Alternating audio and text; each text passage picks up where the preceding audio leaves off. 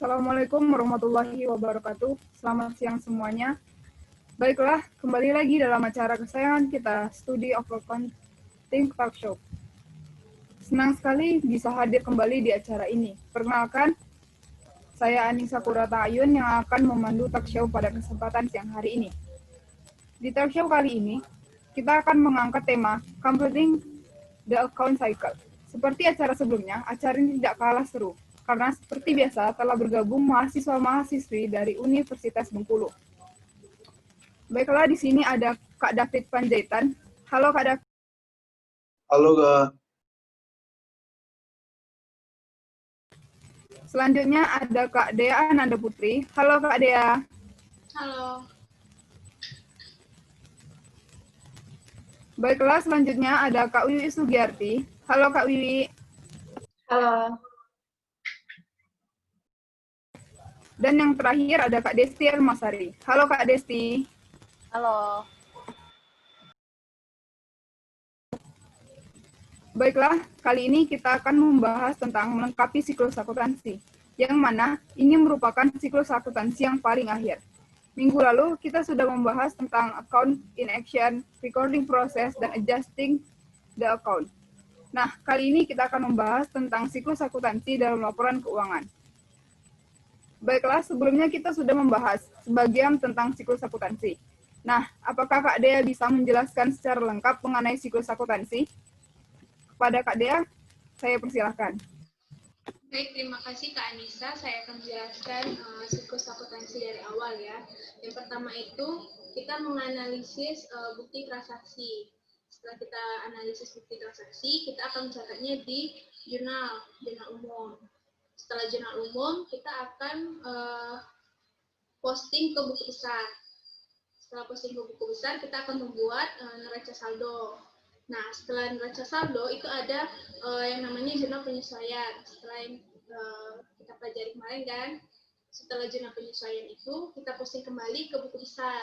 Setelah ke buku besar, kita membuat neraca saldo setelah penyesuaian. Nah, setelah neraca saldo setelah penyesuaian, maka kita akan membuat laporan keuangan. Setelah laporan keuangan, kita akan membuat jurnal penutup. Setelah itu membuat posting kembali ke buku besar. Setelah memposting kembali ke buku besar, kita akan membuat neraca saldo kembali, yaitu setelah penutupan. Setelah itu kita akan membuat jurnal kembali. Tetapi jurnal kembali ini sifatnya opsional, bisa dibuat atau tidak. Nah, setelah itu kembali lagi ke analisis bukti transaksi. Dia akan berputar ke siklus itu saja. Jadi seperti itu Kak Anissa. Terima kasih. Baiklah, terima kasih kepada Kak Dea yang telah menjelaskan secara lengkap mengenai siklus akuntansi. Nah, seperti yang kita ketahui, dalam siklus akuntansi itu terdapat yang namanya kertas kerja. Nah, menurut Kak Desti, menurut pengetahuan Kak Desti, apa sih kertas kerja itu? Baiklah, akan saya jawab. Kertas kerja atau bahasa Inggrisnya itu worksheet adalah suatu kertas yang terdiri dari banyak kolom. Kertas kerja ini bersifat opsional atau boleh dibuat, boleh tidak. Kertas kerja juga disebut, biasanya itu disebut tuh neraca lajur karena bentuknya berlajur-lajur dikarenakan memiliki banyak kolom.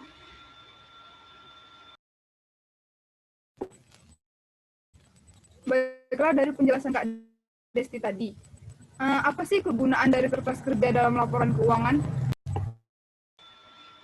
Kegunaan kertas kerja itu digunakan untuk menyusun atau menyiapkan laporan keuangan yang terdiri dari 12 kolom yang sifatnya hanya membantu dalam proses membuat laporan keuangan. Karena fungsinya tadi sebagai alat bantu, sehingga dapat hanya sebagai alat bantu saja, sehingga dapat membantu untuk mempermudah dalam menyusun laporan keuangan. Di samping itu, kertas kerja ini juga bermanfaat dalam hal kemudahan menemukan kesalahan dalam penyusunan jurnal penyesuaian.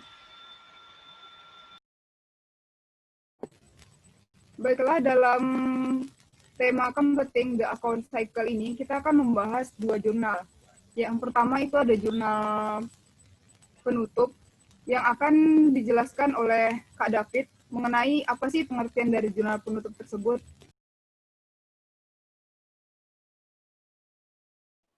Baiklah, saya akan menjelaskan apa itu jurnal penutup atau closing entries. Merupakan salah satu bentuk jurnal yang dibuat setiap akhir periode akuntansi dengan sebuah tujuan untuk dapat menolkan perkiraan nominal,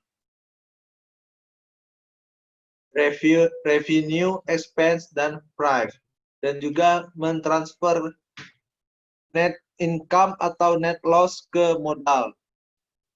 Contoh akun nominal atau temporary akun adalah revenue, expense, dan dividen. Sedangkan akun real, permanen akun memiliki contoh semua aset, semua liabilitas, semua ekuitas kecuali dividen. Terima kasih Kak Anissa.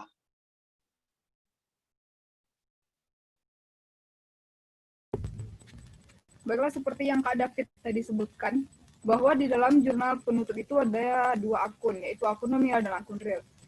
Menurut Kak David sendiri, apa perbedaan dari akun nominal dan akun real?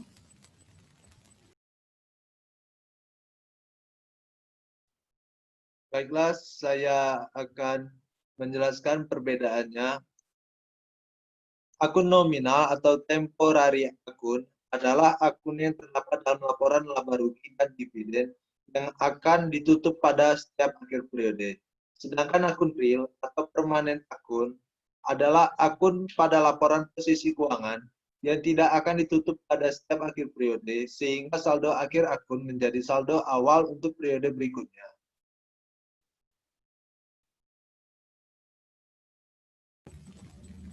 Baiklah, tadi Kak David sudah menjelaskan tentang jurnal penutup.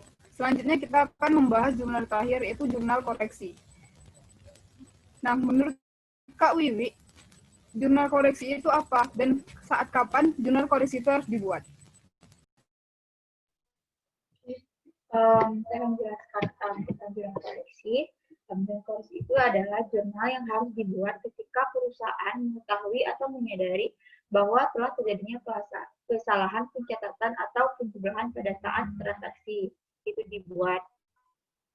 Nah, untuk waktunya kapan jurnal koreksi ini dibuat itu jurnal koreksi ini dibuat pada saat mengetahui atau menyadari kesalahan pencatatan dalam jurnal, maka wajib untuk membuat jurnal koreksi ini. Jadi jurnal koreksi ini dibuat ketika kita menyadari bahwa telah adanya kesalahan dalam pencatatan yang kita buat di jurnal tersebut, maka kita membuat jurnal koreksi untuk memperbaikinya.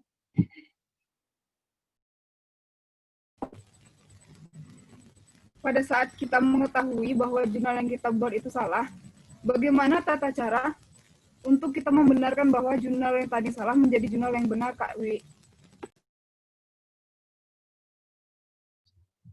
Untuk caranya, kalau dari saya sendiri, yang pertama itu kita identifikasi dulu apa yang salah dan apa yang benar dari jurnal tersebut. Nah, setelah kita identifikasi, maka kita bisa tahu mana jurnal yang salah dan mana yang benarnya. Maka kita buat dulu jurnal yang salahnya, lalu bisa dulu kita ingin mudah, kita buat dulu jurnal yang salahnya, lalu buat yang benar, kemudian baru membuat jurnal koreksinya. Ketika kita sudah sering melakukan atau sering membuat jurnal koreksi ini, maka kita sudah paham bahwa membuat jurnal koreksi itu yang diperlukan oleh seorang akuntan itu hanya membuat jurnal koreksinya saja. Begitu kan.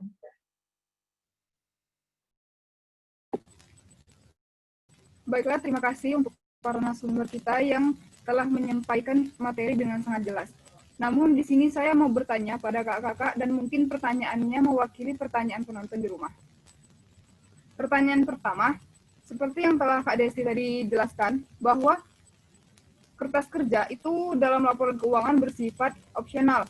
Nah, menurut Kak Desi sendiri, mengapa kertas kerja itu bersifat opsional? Oke, singkat saja ya, jawabannya itu karena kertas kerja itu bukan bagian dari siklus akuntansi atau bukan merupakan catatan akuntansi yang sifatnya permanen. Artinya, atau jadi penggunaan kertas kerja sifatnya opsional atau boleh digunakan, boleh tidak. Begitu, Kak. Baiklah, pertanyaan selanjutnya. Mengapa jurnal penutup harus dibuat?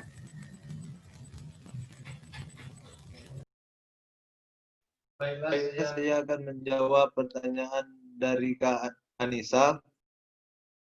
Agar akun-akun nominal itu bersaldo nol. Gitu, Kak. Terima kasih. Baiklah, terima kasih kepada Kak David. Pertanyaan selanjutnya, bisakah Kak D jelaskan mengapa akun nominal pada jurnal penutup harus ditutup? Baik, saya akan mencoba menjelaskan kenapa akun nominal itu harus ditutup. Ya, karena akun nominal itu kan akun yang tidak permanen, atau sementara, yang hanya berlaku untuk satu periode saja. Nah, sehingga kalau akun-akun itu tidak kita tutup, maka perusahaan tidak bisa mengetahui mengukur pendapatan, rugi atau laba perusahaan tersebut, seperti itu. Baiklah, terima kasih kepada Kak D yang telah menjawab pertanyaannya. Selanjutnya, di bagian sebelumnya, Kak Wiwi sudah menjelaskan secara teori mengenai jurnal koreksi.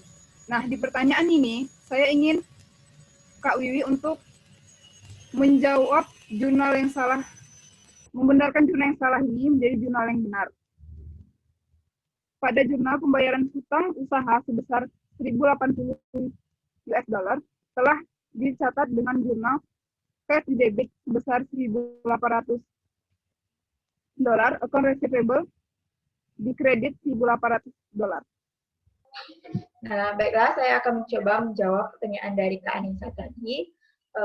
Yang pertama itu account receivable-nya itu kita taruh di debit karena tadi kan di jurnal yang salah tadi itu ditaruh di posisi kredit, maka kita ditaruh di posisi debit agar bisa kita nolkan akun tersebut atau akun tersebut kita bisa hilangkan karena akun receivable ini seharusnya tidak terlibat dalam jurnal tersebut. Lalu yang kedua, akun yang harusnya terlibat itu adalah akun payable, maka kita masukkan akun payable ini ke posisi yang benar dengan nilai yang benar, yaitu sebesar 1.080 US dollar di posisi debit. Nah, lalu akun yang ketiga yang terlibat itu adalah cash. Nah, cash ini akunnya sudah benar, namun diletakkan pada posisi yang salah. Maka akun ini kita jumlahkan dengan posisi yang salah tadi sebesar 1.800, kita jumlahkan dengan nilai yang benarnya yaitu sebesar 1.880. Maka hasil penjumlahannya itu yaitu sebesar 2.880 di posisi kredit. Itu Kak, terima kasih. Terima kasih untuk kakak-kakak yang sudah menjawab serta menjelaskan pertanyaan-pertanyaan dari penonton di rumah. Baiklah, tak terasa kita sudah memasuki penghujung acara. Pastinya seru sekali perjumpaan kita hari ini, dan semoga bisa menambah pengetahuan kita mengenai akuntansi. Alhamdulillah, diskusi kita sudah terlaksana dengan baik. Kami mengucapkan terima kasih kepada narasumber kita pada hari ini, yaitu kakak-kakak dari Universitas Bengkulu, yang sudah berbagi ilmunya kepada kita semua. Dan juga terima kasih kepada penonton setia channel Study of Accounting. Jangan lupa like dan subscribe YouTube channel ini biar semakin dikenal teman-teman kita yang memilih jurusan akuntansi. Jika ada pertanyaan atau jawaban yang belum jelas, bisa tulis komen di bawah ini. Baiklah, selanjutnya sampai jumpa di video kami selanjutnya. Assalamualaikum warahmatullahi wabarakatuh. Waalaikumsalam warahmatullahi wabarakatuh.